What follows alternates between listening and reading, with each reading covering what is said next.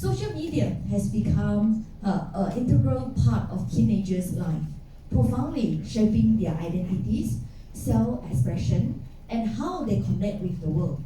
Platforms like Instagram, TikTok, and Xiaohongshu, or we call it Red Note, provide opportunities for learning, creativity, and building social connection.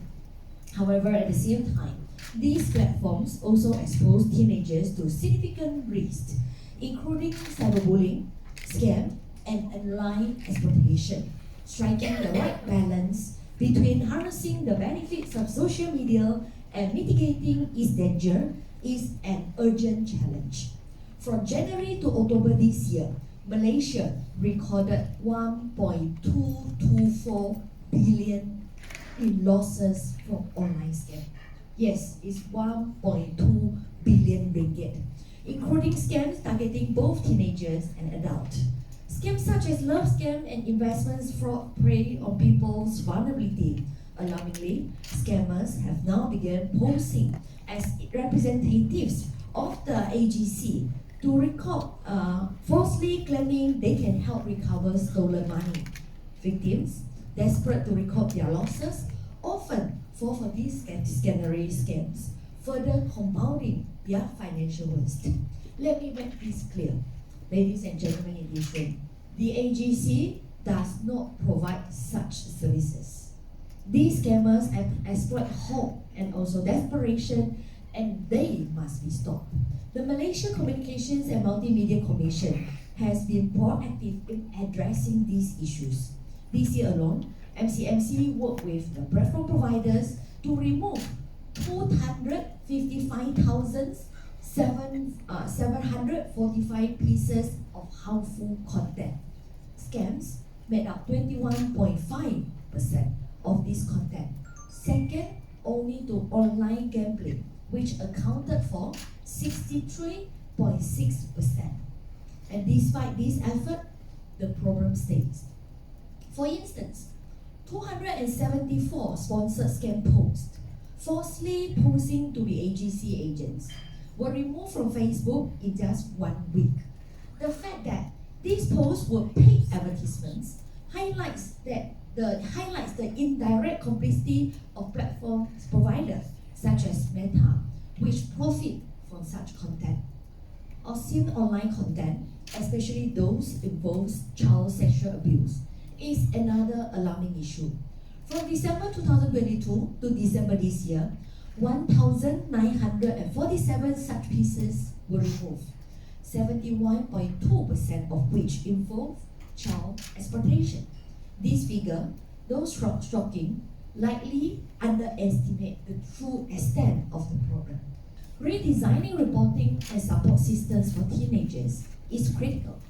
Simplified reporting mechanisms and round-the-clock mental health support can ensure teenagers feel empowered and protected when facing online harm.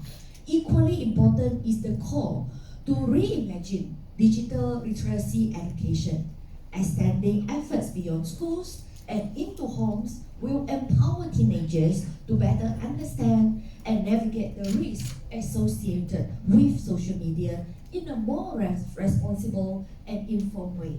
As a policymaker, I recognize the critical need for comprehensive, multi-stakeholders collaboration, enhancing coordination among government agencies, platform providers, and civil society is a critical and necessary step towards developing a more effective and unified response to online harms that teenagers faced in a holistic and sustainable manner. The government is fully committed to tackling these challenges. Recent milestones include the passage of the Online Safety Bill last Wednesday at Dewan Rakyat, which mandates stricter platform safety measures, protect children under 13, and limits access to harmful content. We are likely to debate the bill this week in Dewan Negara, and we are hoping to get the support from the senators as well. At the same time, amendments to the Communications and Multimedia Act 1998 to better address platform misuse and enhance protection for vulnerable groups. We are going to debate the amendments in the Dewan Negara today. That's why later I need to rush back to Parliament. And starting from 1st January 2025, internet messaging and social media providers with over 8 million users in Malaysia will require application service providers license and adherence to a code of conduct on harmful content. These measures represent significant progress, but as highlighted in the white paper, we recognize that the legislation alone cannot solve the multifaceted challenges of social media.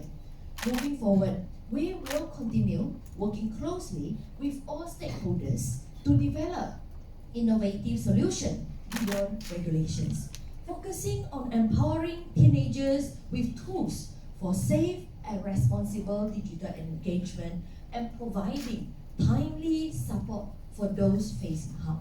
Sebenarnya, kandungan-kandungan yang kami telah turunkan yang berunsur penipuan semakin meningkat.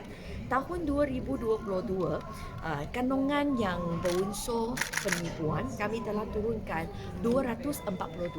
So that is 2022. Okay. For last year, angka ini meningkat kepada 6,297. So you can see that for 200 increase now to 6,000. But this year angka ini meningkat lagi. Telah setakat 1 hari bulan Disember telah meningkat kepada 56,294 posting. Social media posting, kebanyakannya kat Facebook. So this is only until 1st of December. Maksudnya sampai hujung tahun ini, it is possible that the number will increase to 60,000.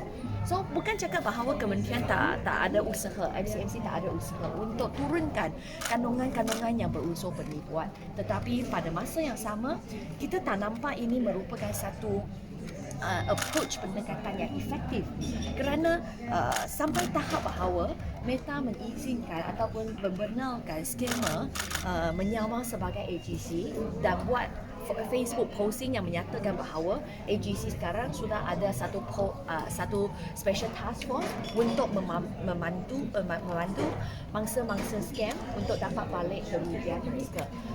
And it's not just one post, it's 274 social media post kat Facebook. Semua adalah kandungan berbayar. Maksudnya scammer bayar Meta untuk menipu warga Malaysia.